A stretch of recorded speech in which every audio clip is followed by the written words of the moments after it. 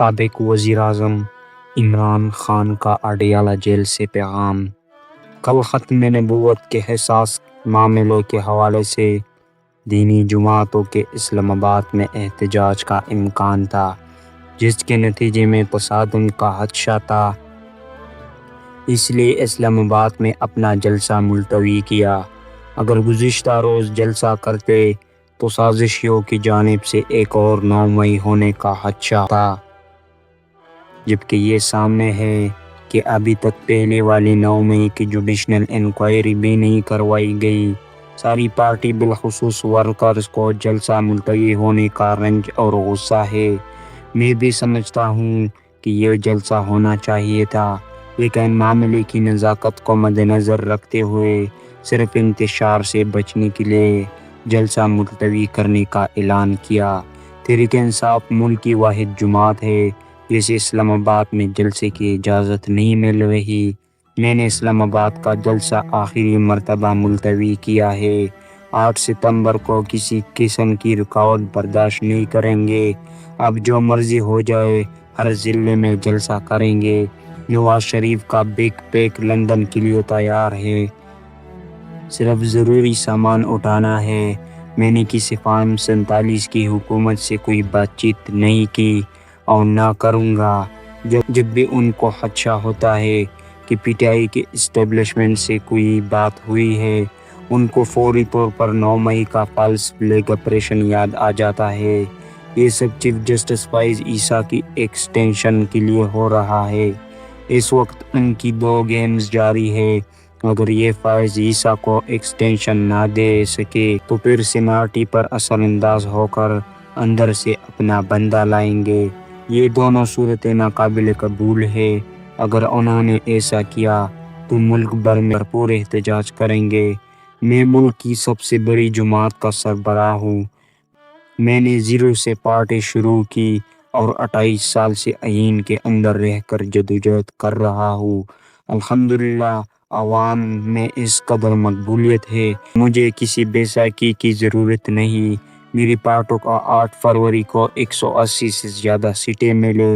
فیض حمید کا trial military کے کسی اندرونی معاملہ کی وجہ سے ہے تو اپنے ملٹری قوانین کے تحت جو چاہے کرے، مگر 9 مئی کو فیض حمید سے مل کر سازش کا الزام میز کا خیز ہے، اور اس سے بھی میز کا خیز یہ امر ہے کہ یہ ٹرائل بھی اوپن نہیں کیا جا رہا۔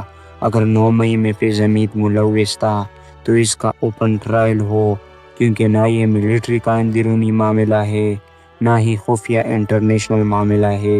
9 مئی کا الزام ہم پر لگا ہوا اور ہم ہی یہ چاہ رہے ہیں کہ اس کا اوپن ٹرائل ہو، اور اس پر میری پٹیشن بھی سپریم کورٹ میں زیر التوا ہے۔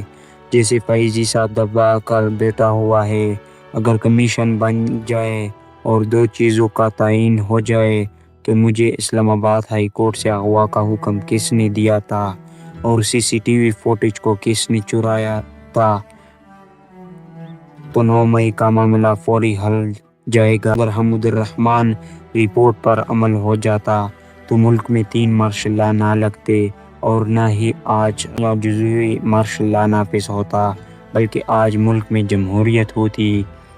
رجیم چینج کے بعد ہماری پارٹی کے لوگوں کو پیغام دیا گیا کہ ہم عمران خان اور پی ٹی آئی کا نام و نشان مٹا دیں گے۔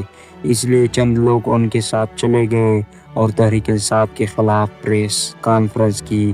میں لا الہ الا اللہ کا ماننے والا ہوں۔ کامل یقین ہے کہ عزت اور ذلت اللہ دیتا ہے، اور آج بھی میں اس آزمائش پر اللہ کا شکر ادا کرتا ہوں اور صبر سے کام لیتا ہوں، کیونکہ اس آزمائش کو اللہ کے سوا کوئی ختم نہیں کر سکتا۔ جب آپ مشکل میں ہوتے ہیں تو یہ اللہ کی طرف سے امتحان ہوتا ہے۔ اللہ نے قرآن میں صبر کا درس دیا ہے۔